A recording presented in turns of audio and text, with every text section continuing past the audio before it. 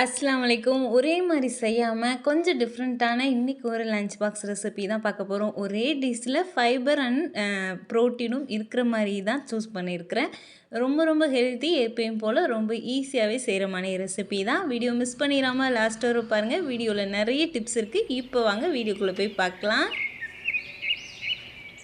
இன்றைக்கி பார்த்தீங்கன்னா பசங்களுக்கு சப்பாத்தி தான் பேக் பண்ண போகிறேன். சப்பாத்தி வந்து எப்பயும் வந்து ரவுண்டாக தட்டுவேன். ஆனால் கொஞ்சம் லஞ்சுக்கு வரைக்கும் நல்லா சாஃப்டாக இருக்கணும் அப்படின்றனால கொஞ்சம் டிஃப்ரெண்ட்டாக இந்த மாதிரி மடக்கு சப்பாத்தி செய்வேன். இது ரொம்ப நேரம் சாஃப்டாக இருக்கும். எப்பயும் போல் ரவுண்டாக தட்டிட்டு அதிலே கொஞ்சமாக கோதுமை மாவையும் தூவி விட்டுட்டு அதிலே கொஞ்சமாக எண்ணெய் சேர்த்துட்டு இந்த மாதிரி நான் வீடியோவில் காமிக்கிற மாதிரி மடித்து விட்டுட்டு இதை வந்து சதுரமாக வந்து நம்ம தட்டணும். ரவுண்டாக தட்டுவோம் இல்லையா, அதையும் திருப்பி வந்து இந்த மாதிரி தட்டணும். நம்ம ரவுண்டாக தட்டுறதை விட வேலை கொஞ்சம் எக்ஸ்ட்ரா தான் இருக்கும். எண்ணெயும் கொஞ்சம் அதிகமாக செலவு போயிடும். ஆனால் பார்த்திங்கன்னா ரொம்ப சாஃப்டாக இருக்கும். பொரோட்டாலாம் தோற்று போயிடும். அந்தளவுக்கு சாஃப்டாக இருக்கும். யாராவது கெஸ்ட்டு வந்தாலும் அல்லது பசங்களுக்கு லஞ்சு வந்து பேக் பண்ணுறேன் அப்படின்னாலும் இந்த மாதிரி மெத்தடில் தான் செய்வேன். கண்டிப்பாக நீங்களுமே வந்து ட்ரை பண்ணி பாருங்கள். டைம் எக்ஸ்ட்ரா இருக்குது அப்படின்னா இந்த மாதிரி எல்லாத்தையுமே போட்டு எடுத்துகிட்டு இந்த மாதிரி பாருங்கள், லேயர் லேயராக வந்து பிரியும். நம்ம மடக்கு விட்டதுனால இந்த மாதிரி தான் இருக்கும். ரொம்ப சாஃப்டாக இருக்கும். 2 விரல்லே வந்து பிச்சு எடுத்துடலாம். இந்த கோதுமை பார்த்திங்கன்னா ரேஷன் கடையில் வாங்கின கோதுமையை வந்து நான் எதுவுமே கலக்காமல் சும்மா வெறுமனே கோதுமையை காய வச்சு அரைச்சது தான். ஃப்ளாக் சீடு இந்த மாதிரிலாம் சேர்ப்பாங்களே, எதுவுமே சேர்க்காமல் நான் வந்து அரைச்சிருக்கிறேன். இதுலேயே வந்து சூப்பராக வந்துச்சு.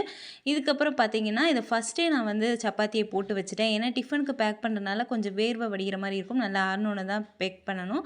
அதனால் ஃபஸ்ட்டு வந்து சப்பாத்தியை போட்டு எடுத்துகிட்டு அதுக்கப்புறம் தான் சைடு செய்ய போகிறேன். அன்றைக்கி பார்த்திங்கன்னா கொஞ்சம் காலையிலேயே நான் வந்து பன்னீர் செஞ்சேன். நீங்கள் செய்கிறா இருந்தால் கொஞ்சம் முன்னாடி நாளே பன்னீர் செஞ்சு வச்சிங்கன்னா இன்னுமே உங்களுக்கு ஈஸியாக இருக்கும்.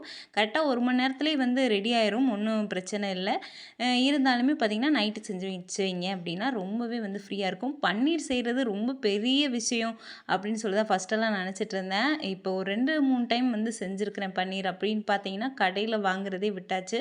கடையில் ஃபஸ்ட்டு வாங்கும்போது பயங்கர விலை டிஃப்ரெண்ட்டாக தெரியுது. நம்ம வீட்டில் செய்கிறதுக்கும் கடையில் செய்கிறதுக்கும் பெரிய ப்ராசஸாக இருக்கும். இதுக்கு நம்ம கடையிலே வாங்கிடலான்னு சொல்லி நினச்சது பார்த்திங்கன்னா இவ்வளோ ஈஸியாக இருக்கும்னு எனக்கு தெரியாது ஃபஸ்ட்டெல்லாம். அது பார்த்திங்கன்னா இப்போ வந்து 1 லிட்டர் பால் கொஞ்சம் தண்ணியெல்லாம் சேர்க்காம நான் வந்து சேர்த்துருக்குறேன். தண்ணியெல்லாம் சேர்க்காதனால கொஞ்சம் அடி பிடிக்காமல் கொஞ்சம் மீடியம் ஃப்ளேம்லேயே வச்சுக்கோங்க. இதுக்கு வந்து லெமனை வந்து அந்த கொட்டையெல்லாம் எடுத்துகிட்டு நம்ம சேர்த்துக்கணும். கொட்டையை எடுக்காமல் சேர்த்துறோம் அப்படின்னா பன்னீர் ஆன பின்னாடி அந்த கொட்டையை எடுக்கிறது ஒரு பெரிய வேலையாக இருக்கும். அதனால் கொட்டையெல்லாம் ஒன்றும் இல்லாமல் எடுத்துக்கோங்க. நல்லா கொதித்து வரும்போது ஃபஸ்ட்டே வந்து லெமன் சேர்த்துறாமல் நல்லா கொதித்து வரும்போது லெமன் சேருங்க. 1 லிட்டர் பாலுக்கே பார்த்திங்கன்னா ஒரு சின்ன லெமனில் 1 லெமன் சேர்த்துருக்குறேன். இந்த மாதிரி கொஞ்சம் கொஞ்சமாக பிழிஞ்சு விட்டு அது திரையணும். ஒரேடியாக பிழிஞ்சிடாமல் கொஞ்சம் கொஞ்சமாக பிழிஞ்சு விட்டுக்கோங்க. அப்போ தான் நல்லா திரண்டு வரும் நம்மளுக்கு. ரொம்ப நேரம் நல்லா திரையணும் அப்படின்னு சொல்லிட்டு எக்ஸ்ட்ரா நம்ம வந்து லெமன் புழிஞ்சோம் அப்படின்னா அந்த புளிப்பு வாசம் வந்து ரொம்ப இருக்கும். ரொம்ப நேரம் அலசுகிற மாதிரி இருக்கும். அதனால தான் கொஞ்சமாகவே லெமன் அப்பப்போ கொஞ்சம் கொஞ்சமாக சேர்த்து பிள்ளைங்கன்னு சொன்னேன். இந்த மாதிரி அகலமான பாத்திரம் வச்சுட்டு ஒரு வடிகட்டி ஒரு வெள்ளை கலர் துணி வச்சுக்கிறேன். இதுக்கு வந்து பர்ஃபெக்டான சைஸில் வராது. ஏன்னா நம்ம இந்த மாதிரி வடிகட்டியில் வைக்கிறோம் அப்படின்னு. இதுக்குன்னே பார்த்திங்கன்னா பன்னீர் மேக்கர்னு சொல்லிட்டு நம்மளுக்கு கிடைக்கிது. அதில் வாங்கி பர்ஃபெக்டான சைஸில் வேணும்னா அந்த மாதிரி செய்யலாம். எனக்கு சேஃப் வந்து பெருசாக முக்கியம் இல்லை. இப்போ தான் நான் செஞ்சு பழகுறேன் அந்த பன்னீர். அதனால் பார்த்திங்கன்னா இப்போதைக்கு இதிலே செய்வோன்னு சொல்லிட்டு தான் நான் ஸ்டார்ட் பண்ணேன். இந்த மாதிரி வந்து ஒரு கரண்டியை வச்சோ அல்லது இந்த மாதிரி நம்ம முட்டையெல்லாம் அடிக்கிறதுக்கு இல்லையா, அதை வச்சோ நம்ம இந்த மாதிரி நல்லா மிக்ஸ் பண்ணிக்கிட்டோ இருந்தோம்னா அந்த தண்ணி எல்லாமே கீழே வந்துட்டு அந்த பன்னீர் மட்டும் கீழே இருக்கும். அந்த தண்ணியிலையும் நிறைய நியூட்ரியன்ஸ் இருக்குதுன்னு சொல்கிறாங்க. அந்த தண்ணியை வேஸ்ட் பண்ணாமல் நான் ஒரு பண்ணினேன். அதை லாஸ்ட்டாக நான் வந்து சொல்கிறேன். நானே ஃபஸ்ட் டைம் ட்ரை பண்ணி பார்த்தேன். இந்த இவ்வளோ தண்ணியை வந்து வேஸ்ட் பண்ண வேணான்னு சொல்லிட்டு அது சக்ஸஸ்ஃபுல்லாக வந்துச்சு. அதையுமே லாஸ்ட்டாக சொல்கிறேன்.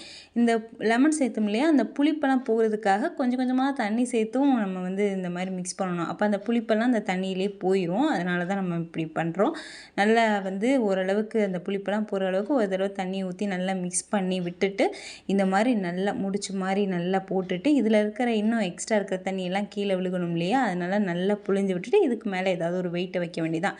கரெக்டாக ஒரு 1/2 மணி நேரம் டைம் வச்சுக்கிட்டிங்கனாலே போதும். நல்லா வந்து அந்த தண்ணி எல்லாம் ட்ரை ஆகி நம்மளுக்கு பன்னீர் ரெடி ஆயிரும். முடிஞ்ச அளவுக்கு நைட்டு செஞ்சு வைக்கிறது நல்லது தான்.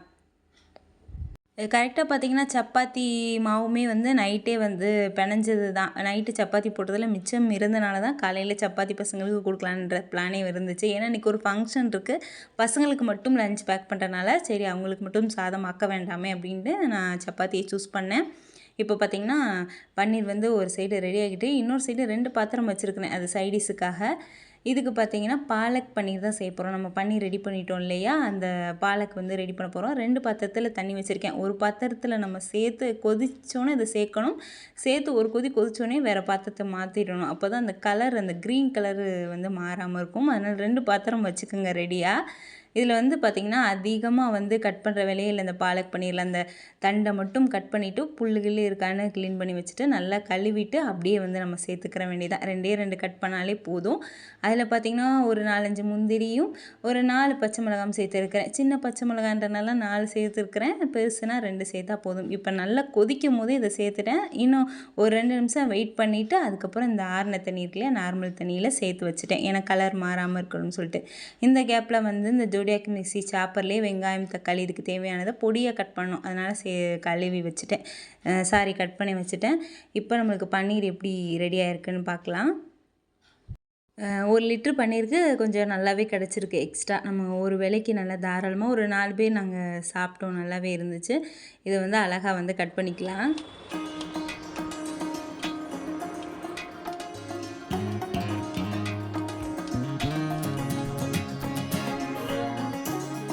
இது பார்த்திங்கன்னா பன்னீர் ரெடி ஆயிடுச்சு. வெங்காயம் தக்காளியுமே கட் பண்ணியாச்சு. இதுக்கிடையில் நான் முந்திரி ஒரு 10 முந்திரி வந்து தண்ணி ஊற்றி ஊற வச்சுருக்கிறேன். ஏன்னா ஃப்ரெஷ் க்ரீம் இதுக்கு சேர்ப்பாங்க. ஃப்ரெஷ் க்ரீம் இல்லாதனால கொஞ்சம் க்ரீமியாக வரணும் அப்படின்றனால முந்திரி வந்து லாஸ்ட்டாக அரைச்சி சிக்கிறதுக்காக ஊற வச்சுருக்கேன். இப்போ செய்ய ஸ்டார்ட் பண்ணிடலாம்.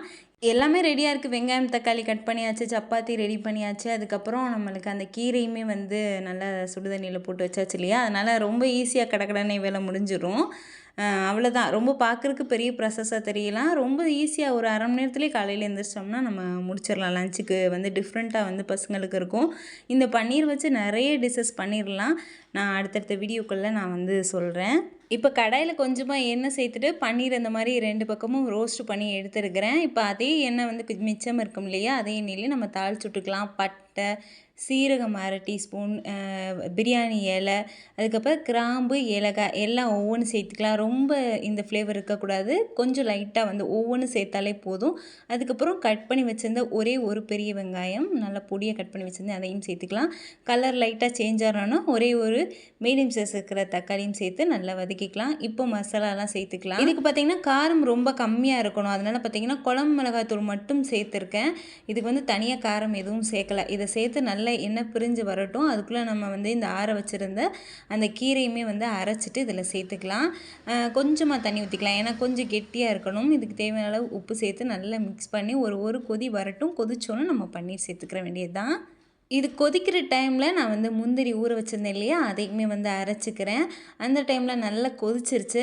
இப்போ வந்து நம்ம பன்னீரை சேர்த்துக்கலாம். பன்னீர் சேர்த்து ரொம்ப நேரம் கொதிக்கணும் இல்லை, இது ஆல்ரெடி ஃப்ரை ஆனதுனால நல்லா ஒரு கொதி கொதிச்சோடனே அரைச்ச முந்திரி பேஸ்ட்டையும் சேர்த்து அடுப்பை ஆஃப் பண்ணிட வேண்டியது தான். பாலக்கீரை குழந்தைங்களுக்கு அடிக்கடி சேர்த்துக்கிறோன்னா அது மூளை வளர்ச்சிக்கு நாவு சத்துக்கெலாம் ரொம்ப நல்லது. பாலக்கீரை நம்மளுக்கு ஃபைபருக்காகவும் ப்ரோட்டீனுக்காக பார்த்திங்கன்னா நம்மளுக்கு அந்த பன்னீரும் வந்து நம்மளுக்கு பேலன்ஸ்டாக இருக்கும். அதுக்கப்புறம் சப்பாத்தியை பாருங்கள் 2ஆக மடிச்சுட்டு பிக்கும் போது எவ்வளோ சாஃப்டாக இருக்குன்னு சொல்லிட்டு பசங்களுக்கு இந்த மாதிரி பிச்சே வச்சுட்டேன் அப்படின்னா அவங்க சாப்பிட்றதுக்கு ஈஸியாக இருக்கும். அதனால் நல்லா பிச்சுட்டே வச்சுட்டேன். அதுக்கப்புறம் பாலக்கையும் வந்து ஒரு பாத்திரத்தில் சேர்த்துட்டோம் அப்படின்னா இன்றைக்கான டின்னர் முடிஞ்சிருச்சு. அதுக்கப்புறம் இந்த பன்னீர் இருக்கு இல்லையா, பன்னீர் வந்து மிக்ஸ் பண்ணி வச்சுருந்த அந்த தண்ணி இருக்கு இல்லையா, வடித்த தண்ணி, அந்த தண்ணியில் பார்த்திங்கன்னா கொஞ்சமாக மோர் ஊற்றி பார்த்தேன் நம்மளுக்கு உரையுதா அப்படின்னு சொல்லிட்டு. கரெக்டாக ஒரு அடுத்த நாள் பார்த்திங்கன்னா நல்லா உறைஞ்சி தயிர் மாதிரி நல்லா வந்துருச்சு. ஆனால் ஏன்னா கொஞ்சம் தண்ணியாக இருக்குது, ஏன்னா தண்ணி ஊற்றி நம்ம கலந்துட்டோம் இல்லையா, அந்த லெமன்லாம் சேர்த்ததுனால அந்த தண்ணி எல்லாமே அதில் வந்து வந்திருக்கும். அதனால் கொஞ்சம் தண்ணியாக இருந்துச்சு. மோராக வேணால் யூஸ் பண்ணிக்கலாம், தயிராக வந்து யூஸ் பண்ணாமல். பரவாயில்ல, வேஸ்ட் ஆக்காமல் ஏதோ ஒன்று பண்ணியாச்சு. அவ்வளோதான். இன்றைக்கான ரெசிபி எல்லாருக்கும் ரொம்பவே பிடிச்சிருக்கும். இதே மாதிரி நிறைய ஈஸி அண்ட் டேஸ்டி அண்ட் ஹெல்த்தியான ரெசிபி நம்ம சேனலில் வரப்போகுது. எல்லாத்தையும் மிஸ் பண்ணாமல் பார்த்துட்டே இருக்கணும்னா யாசின் அனுப் சேனலை சப்ஸ்கிரைப் பண்ணுங்கள். நான் போகிற ஒவ்வொரு வீடியோவும் உங்கள் மொபைலுக்கே தேடி வந்துடும்.